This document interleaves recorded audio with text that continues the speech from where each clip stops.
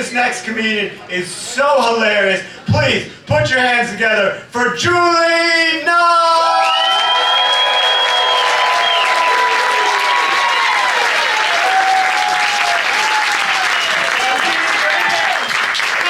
Doing Nomad in Brunswick, Maine. You're doing great. Yeah, that's right. My name is Julie Nye, and that's right. I do talk funny. Not that funny. I'm not from Massachusetts. So, yeah, I'm sorry for that. All right, it's already started, you guys. So, being a Julie, I'm actually from Birmingham, England, and being a Julie from England is hard, right? People have been calling me Mary Poppins all my life. But the strange thing is, my first real job was as a live-in nanny, so it's apropos. But I know what you're all thinking, that it was a bit like this. Just give me a second.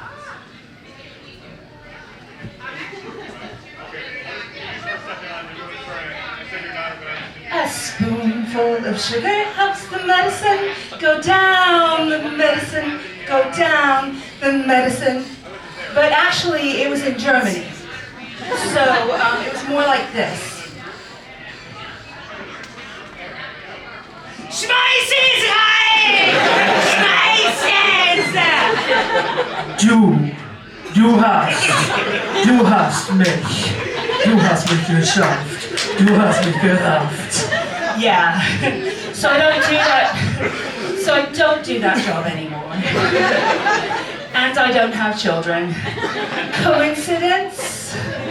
Actually, can you make me feel better? Can you clap? Is there anybody else out here who doesn't have kids? Oh, thank you. I feel so much better. Because the last time I asked that, nobody clapped, but that's what happens when you perform for a cult. So, anyway. So, yeah. I always wonder if there's something wrong with me. Like, I would drive to your house to play with your puppy, but I won't cross the parking lot to see my niece's baby. Is it just me? But also, I just don't find children that cute. You know, they've got the big eyes and the big mouth, and it's all like crammed in their tiny head, right? So they've got too much features for their face, just like stuffed in there. You know what it's like? It's like they're little human junk drawers. You know, they're full of shit. They're not that useful. And there's always a spatula sticking out. So yeah. So there's something else about me. You can't really tell from up here, but I'm fairly tall. So I'm like 5'10", but you know, with these shoes or with hiking boots, I'm about 6 feet tall. And what's weird is from the back, sometimes people think I'm a man, and from the front, trans. which is fine. I have a problem with it, but it's not for the reason you think. So the problem is, if you grow up as a boy, you just learn things instinctively that I never learned.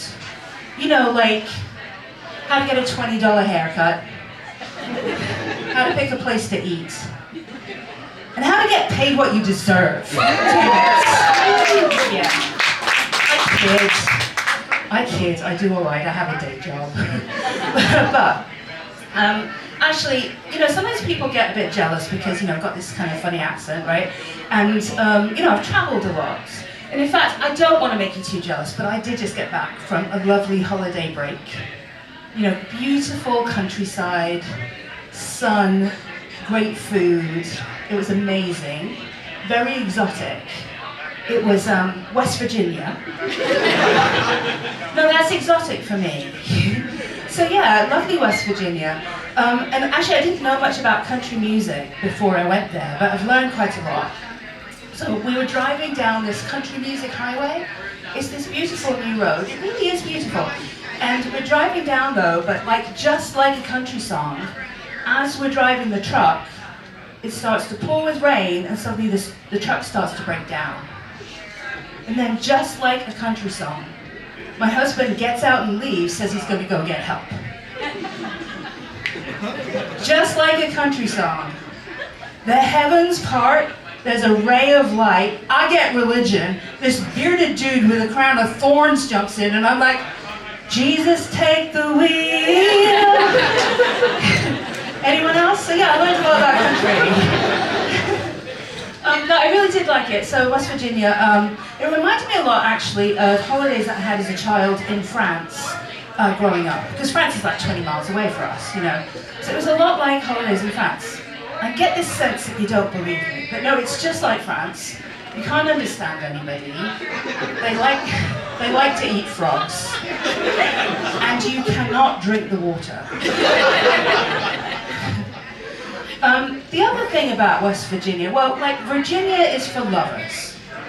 West Virginia is for fighters. Yeah, like in the 1860s, it was the epicenter of the Hatfield-McCoy feud. Yeah, but what's weird is all those people are still there. Like their families are still there, and I just don't get how that works. Like the local dentist office we drove by, this is true, it's McCoy Dentistry.